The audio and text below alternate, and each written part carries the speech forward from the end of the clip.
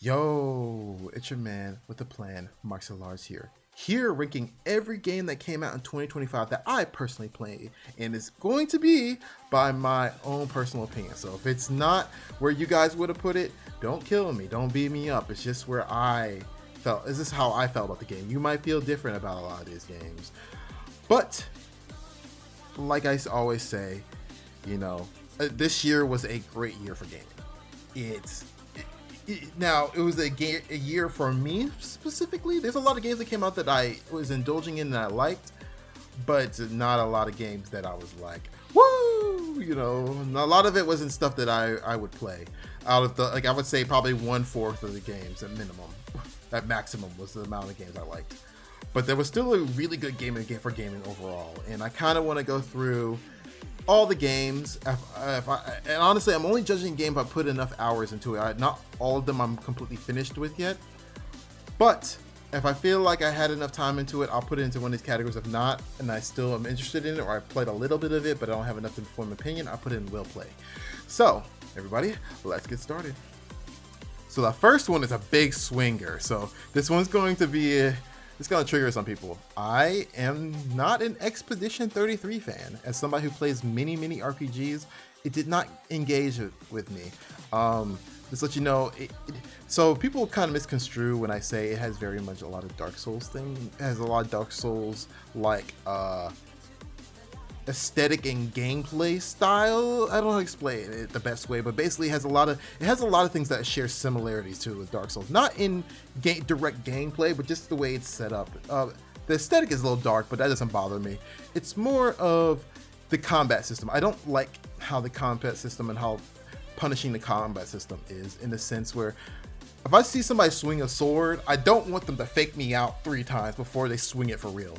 That kind of stuff kind of annoys me. And the same reason why it annoys me in Dark Souls, it feels like a fake out for the sake of being a fake out, and I just don't like that kind of stuff.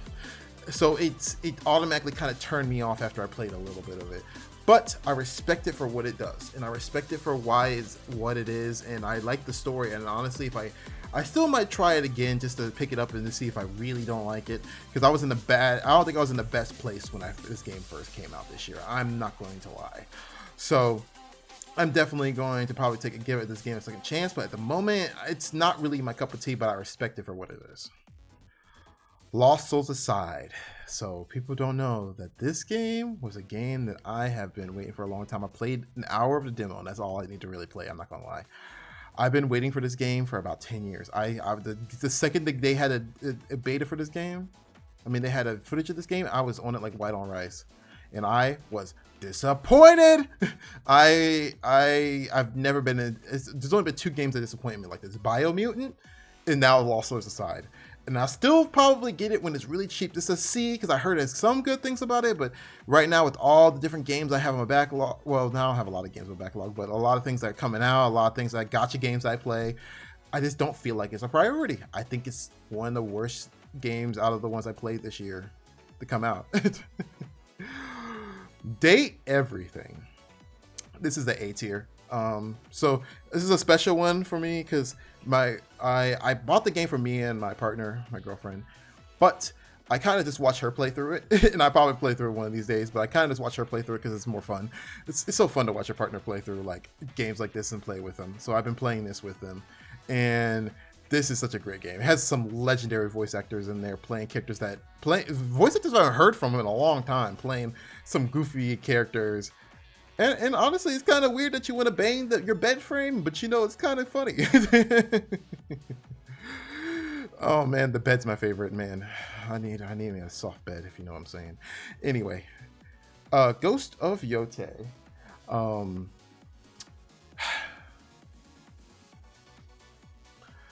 I've been on and off with this game. I haven't really played a lot of it, but I'm still going through it. But I played enough of it to understand where it's going, especially as somebody who bit balls deep in the first Tsushima. It's definitely more Ghost of Tsushima. I think it's better when it comes to like aesthetics and how it flows together because they have more experience. I had to play more of it. I think it's at least a strong B or a high or a decent A. I'll put it in A tier for now.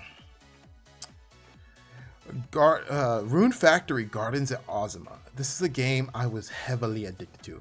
I didn't think I was going to like it that much because I didn't like the Rune Factory 5 as much. 4 was fun. 5 was okay.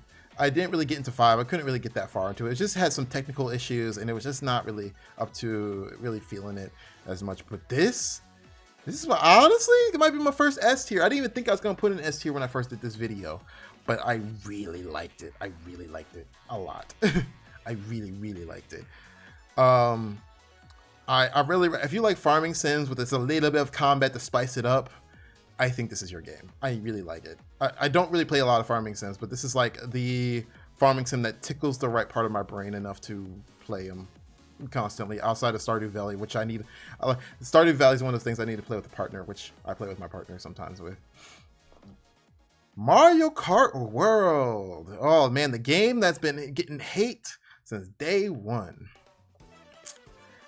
I'm gonna be real with you.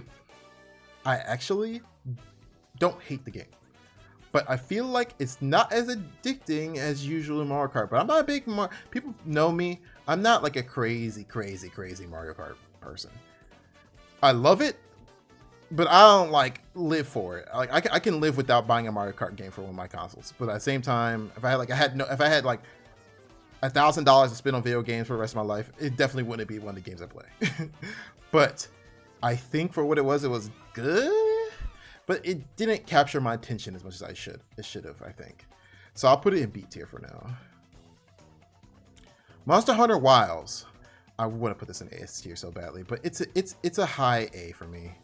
I feel like there's something missing in the sauce with this game. Like I still haven't even done the Omega Quest or the monster that came after it. I feel like it's a really good game, but I feel like it doesn't capture my attention sometimes. But at the same time, I really love it for what it is when I pick it up. I just don't have it in me as much for some reason for this game. But I think the lead up to like the final boss was really, really good. I really liked it. I just missing a little sprinkle of something. But I definitely think it's one of the better games this year.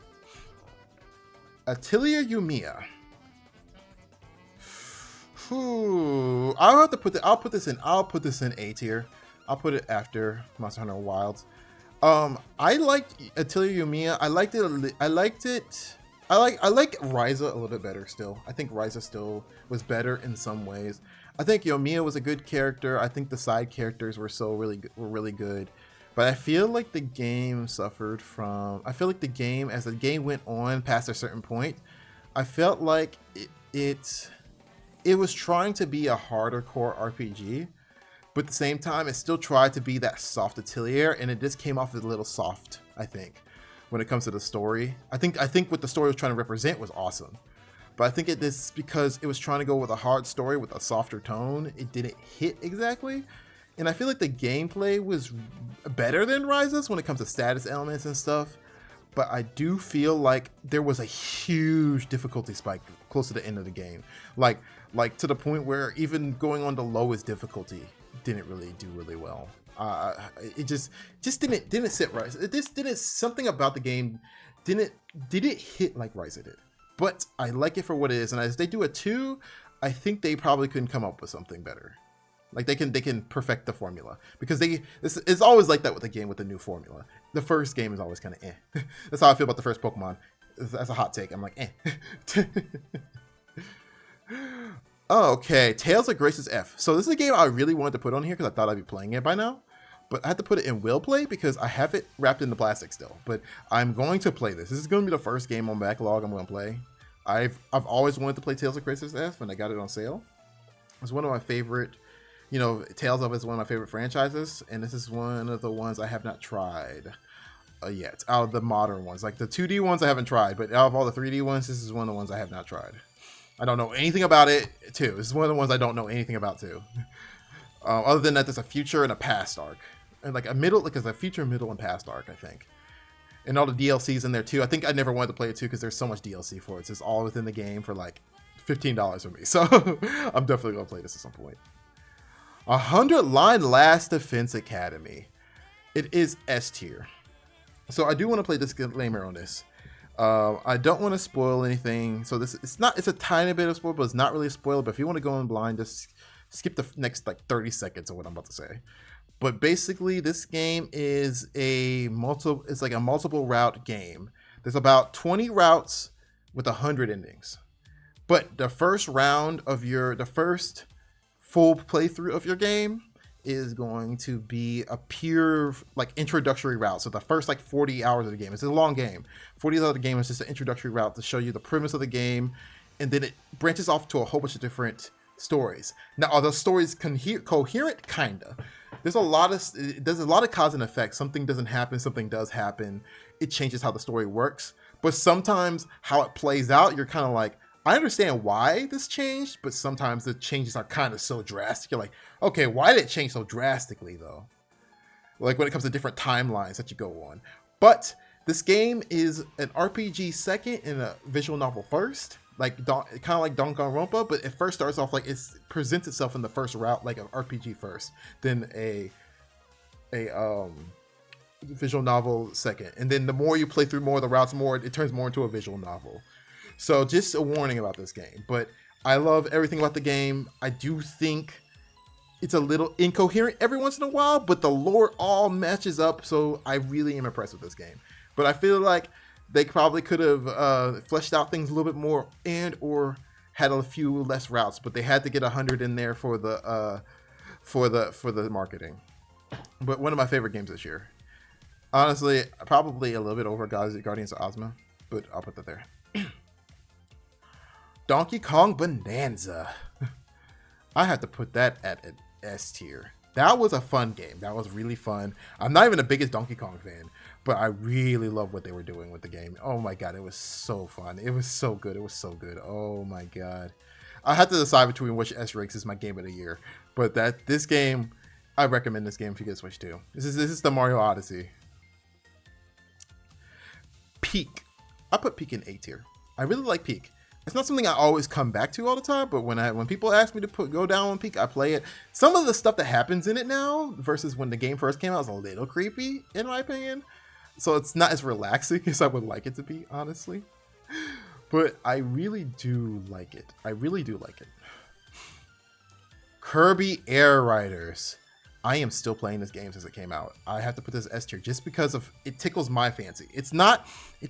I think for a lot of people, it might be a 7.5 out of 10 game for a lot of people. But for me, it's a 10 out of 10. It's a 10 out of 10. Like, oh man, I might have to put this at top. I don't know. Kirby Air Riders might be my top. I'm not sure. I'm still playing it. It's one of my favorites. It's one of my favorites for this year. It's really good. Persona 5X. So, fun fact, I do have a gacha game tier list I'm doing alongside this. So, if you want to see all my gacha takes, I do have one for those games because I didn't want to put them all up on here. And a lot of them are ongoing games anyway. But Persona 5X, I really like this game. I think the more I play it, the more I like it. But the very beginning of it was very rough. But I stuck with it because I'm a Persona shill. I got almost every character in it. I love Persona. And honestly, the story gets better and better. But that first arc is rough. That first introduction to it is rough. I think that first, like if you played it that first month or two, it was rough. But I think it kind of found its footing. And I really, really, really like it. Okay, Uma Musume, Pretty Derby. So I know people love this game, but the monetization of it is, even for a gacha game, it's awful to me. It has that old Japanese monetization. The gameplay doesn't hit it for me. The horse moves are pretty, but I don't know. There's just something missing with this game. I ain't really mess with it. I don't really mess with it. Ugh, I don't know. Just eh. I wish I messed with it more than I did. Chaos Zero Nightmare, another gacha game. It's based off of Slay the Spire. This is something I really, really, really liked that I enjoyed playing. Fun fact, there's gonna always be a lot of A and Bs for me because I always know what games I like. But this game really hit my G. It hit the G spot where I wanted it to be. I really liked the gameplay. I like the card gameplay. I love just how it works. I think it has some major issues. And I kind of probably go more into that in my gacha game tier list, but I really when it first came out and how most gacha games come when they first come out, it started really strong. I'm curious on what they're going to do this year to make it stronger, or is it going to go down in the ranking? I have put a little bit of money into this. This is Persona 5X. I have Uma Musume, that expensive ass game. It has some problems. I haven't put any money into that. It's definitely it has some monetization issues that are major that people don't really talk about. Yu-Gi-Oh early days collection. So for somebody who's played most of the old Yu-Gi-Oh games on the Game Boy and the Game Boy Advance, this was S tier for me. I beat some games that I have never beat in a long time. Rage of Destruction. I think it was a 2025 World Tournament. I think it was called whatever ones in Japanese get the Egyptian God cards. I originally got the Egyptian God cards from this back in the day. For one of the games I had on here. I also got what am I thinking? There's a whole bunch of crap that I finished on this. It was so good. But I put that in S tier just because it's nostalgia, but I ain't judging it on the quality of the games in there. I'm just judging on what they have. They have so many different things in there. It's pretty much an emulated version of the games. I really like it. As for Pokemon ZA, don't hate me for this. I'm pulling my glasses up. I think it's one of the best Pokemon games I've ever played. I know that's a very hot take right there. It's one of the best Pokemon games I've ever played. I haven't been addicted to Pokemon like this in a while. I've always liked it. I've always bought every game. I always liked it, but I've never went balls deep into a game. Almost completed the Pokedex for the first part of the game. Playing through the DLC. The DLC is eh. The DLC is eh. The visuals of it are eh. But it's the most enjoyment I've ever had in a Pokemon game. It's my list, my rules. All right, Hyrule Warriors: Age of Imprisonment. So we're going here. We're doing this right here. So I'm getting about a third or halfway through the game, and honestly, I don't feel the same way I do about the first one. The first one, as time went on, as I thought about it, I started to like it a lot more. This one so far, it's good for what it is, but it's also just very safe. The story is what it is. And it's good that the story is what it is. They don't have the time travel BS that was in the first one. But this one is just kind of like, it is what it is. And I feel like there's a lot of fluff. I think that's what it is. There's a lot of fluff in this game that makes me not enjoy it. Like I know that's what a Hyrule Warriors Musou game is like, but this one's worse than usual for some reason, for all the ones I played. I enjoy it, but it's just, I pull it out when I'm done with everything. I don't know. I'm getting through it. It's just not my thing.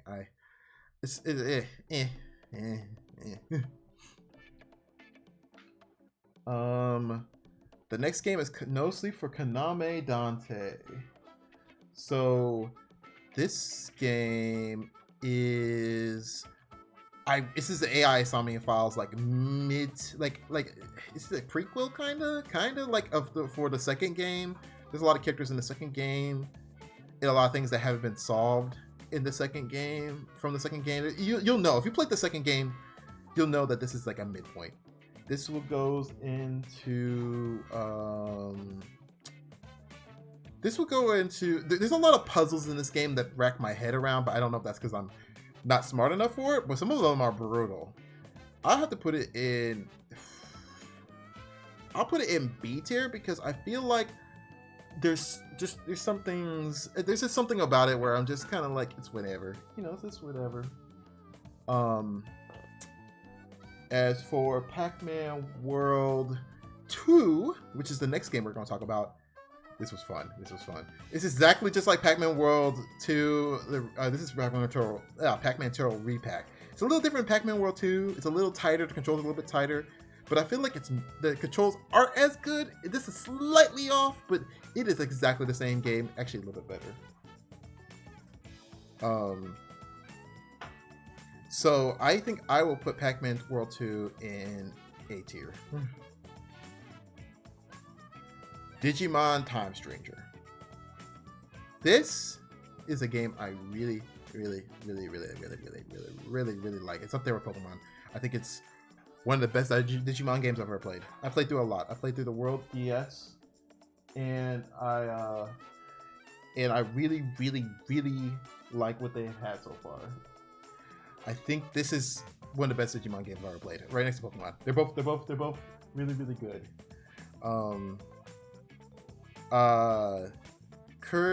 The next game is going to be Kirby Cross Worlds. I think this might be a D tier for me, not because I didn't like Kirby, what was the game called? Forgotten Land, but I think this DLC does nothing for me. I played through 3 or 4 hours of it. It's just retreads at the same stage with a little bit of variation, but it's not really worth it for me. I think it's eh. It's just eh. Just eh. So I had to put it in D because I think it's just not worth the money, in my opinion. It's just eh.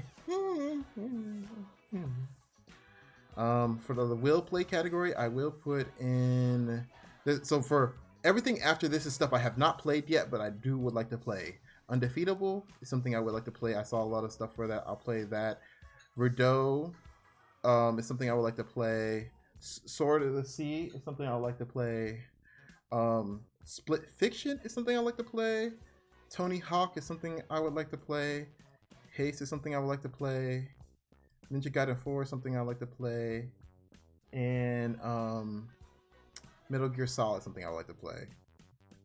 But I will probably play a lot of that. I think this is where my tier list is at right now. I really like this. I really like what I have here. If I were to put my game of the year and what I really like, I will put in it might be Kirby Air Riders. I put my top 3 games would be Kirby Air Riders, Digimon Time Stories. No, this is what I'll do. I'll do Kirby Air Riders, Rune Factory, Guardians of Ozma, and then 100 Line Last Defense Academy. Pokemon ZA and Time Stranger being the top 5. But this will be my tier list for all the games I played this year and what I liked. And tell me down below what you would like. What game was your top 5 or even your top 1, 2, or 3, whatever ones you want to talk about for this year? And tell me down below. I am really curious on what you've got going on. But other than that, give me a thumbs up or a thumbs down. Doesn't matter which one. Just helps me guys are watching. And also hit that little bell icon because I'm on you guys for new friends. And I'll see you guys in the next video and or stream. All right. Bye-bye. Bye-bye. Bye-bye. What are you search for? Send this before like nothing. That's Joe. Your sicky imagination, pure illusion escaping from the hole without a fear.